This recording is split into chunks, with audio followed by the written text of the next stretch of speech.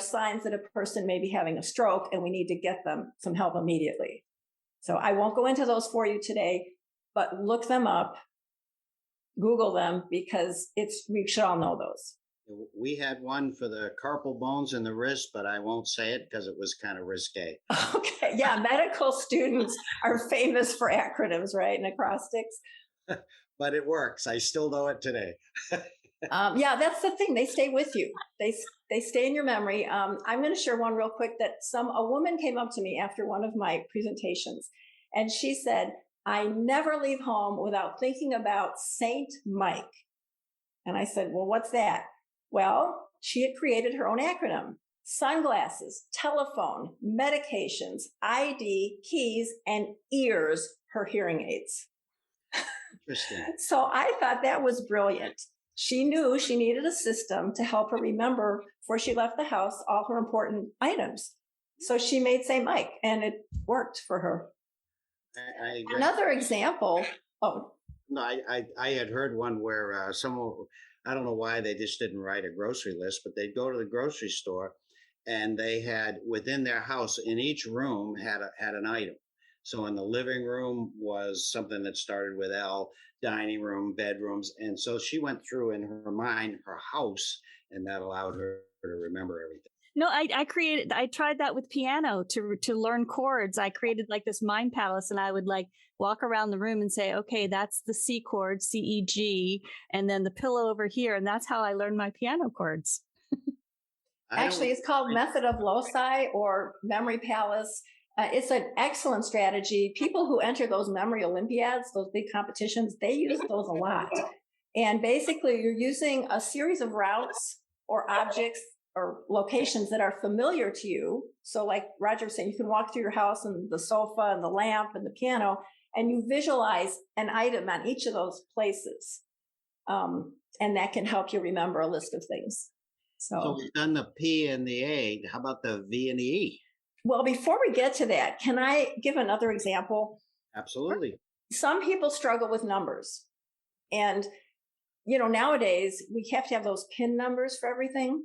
And I always give this strategy out in case someone finds it useful. If you're able to create your own PIN number, which oftentimes you are, what you can do, for example, let's say you need a PIN number to access the ATM machine where your money is, right? You want to get your money. Think of a phrase that would be easy to recall when you're going to the ATM. Perhaps you might think, I want my money, right? That's why you're going there. Well, if you decode that phrase into the number of letters in each word, I, 1, want, 4, my, 2, money, 5. So 1, 4, 2, 5. Make that your PIN. And then if you don't go to the ATM for 2 months, and then you say, oh, I've got to get some cash. Oh, I can't remember my PIN number. Well, why am I going here? I want my money. Oh, that's the number, 1425. Excellent. And I have to tell you about this woman. She was having difficulty remembering her computer password. And she just couldn't come up with one she could recall easily. And finally, one day she said, Eureka, I've got it. I'm going to make my password the word incorrect. Because that way, every time I forget it, my computer's going to tell me your password is incorrect. Wasn't that ingenious? It was genius. Yeah, for her. That's accommodating. Yeah. All right. So the V and the E, I bet you there's some good stuff here. Well, the V stands for visualize. Actually, our brain is much better at storing and recalling images than verbal information, like words and numbers. And so if you can convert something you're trying to learn and remember into a picture or an image, you will stand a better chance of remembering it. So, for example, if you're learning Spanish and you learn that the word for duck is pato, P-A-T-O, you think of what does that remind you of? Well, pato sounds like pot, and it means duck. So I'm going to visualize a duck waddling around with an upside down pot on its head, cooking pot. And I created that years ago, and I can't get that image out of my brain, right?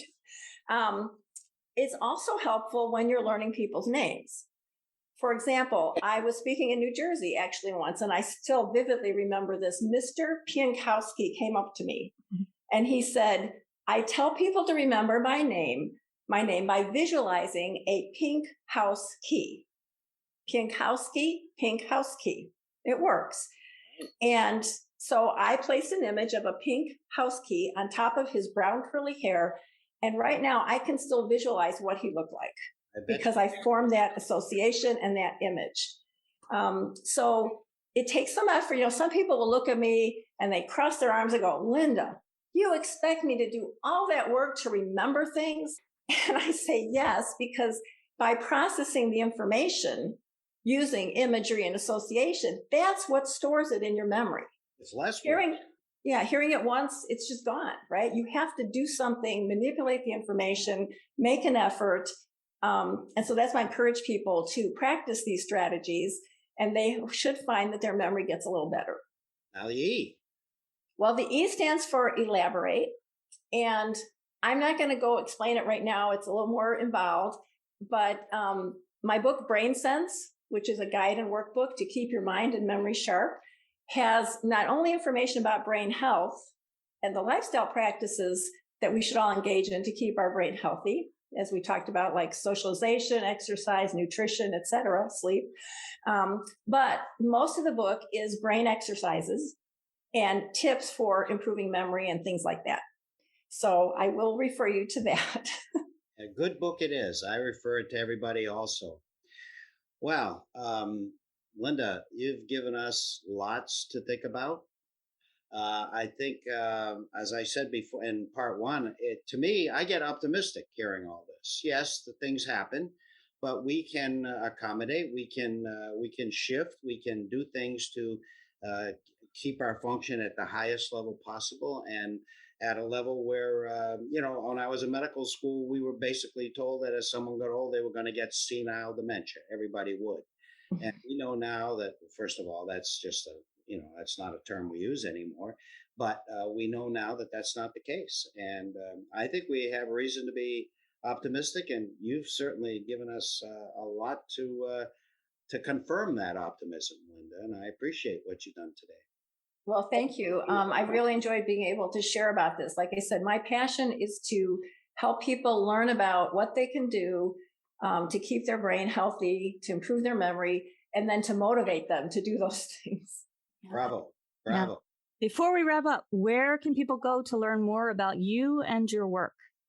Well, I have a website, www.brainandmemoryhealth.com. So all those words run together.